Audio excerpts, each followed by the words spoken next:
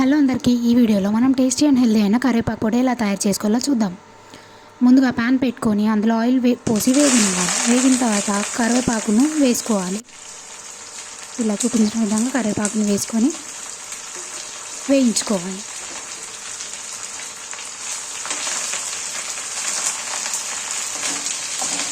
బాగా కలుపుతూ వేయించుకోవాలి. ఈ వీడియోలో చూపించిన విధంగా కలపండి.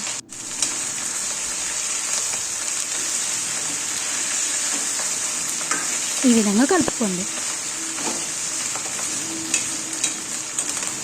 4 to 5 minutes వరకు కలుపుకోండి.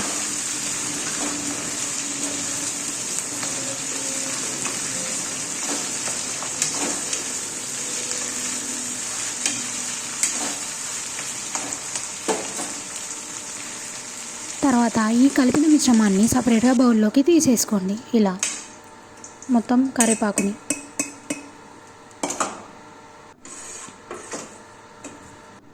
అదే ప్యాన్లో ఆయిల్ వేసుకొని కందిపప్పు వేసుకోండి. అందులోనే నువ్వులు వేసుకొని బాగా కలుపుకోండి.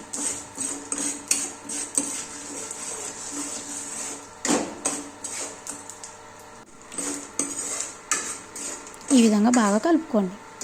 కలిపిన తర్వాత ఎండుమిర్చి వేసుకొని ఈ విధంగా కలపండి. ఎండుమిర్చి వేగిన తర్వాత ధనియాలు వేసేసుకోండి. 1 కప్ ఆఫ్ ధనియాలు వేసుకోండి. ఇలా బాగా కలుపుకోండి. స్టవ్ ఆఫ్ చేసి పక్కన పెట్టండి. ఎల్లిపాయలు ముందుగా వేయించి పెట్టుకున్న కరివేపాకుని ఇలా మిక్సీ జార్లోకి వేసి మిక్సీ పట్టండి. ఆ తర్వాత ఇలా వేయించుకున్న అన్నీ మిక్సీలోకి తీసుకొని మిక్సీ పట్టండి. బాగా గ్రైండ్ చేయండి.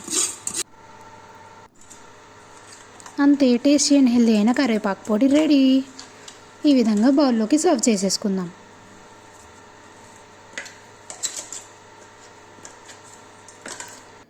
చూసారు కదా ఎంత టేస్టీ అండ్ హెల్దీయో.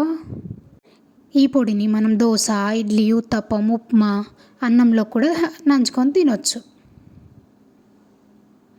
అండ్ ఇది చాలా హెల్దీ కూడా ఆరోగ్యానికి. కంపల్సరీ మీ ఫుడ్లో ఇది ఇంక్లూడ్ చేయండి. డేలో ఒక పూట అయినా ఇంక్లూడ్ చేయండి. Thank you.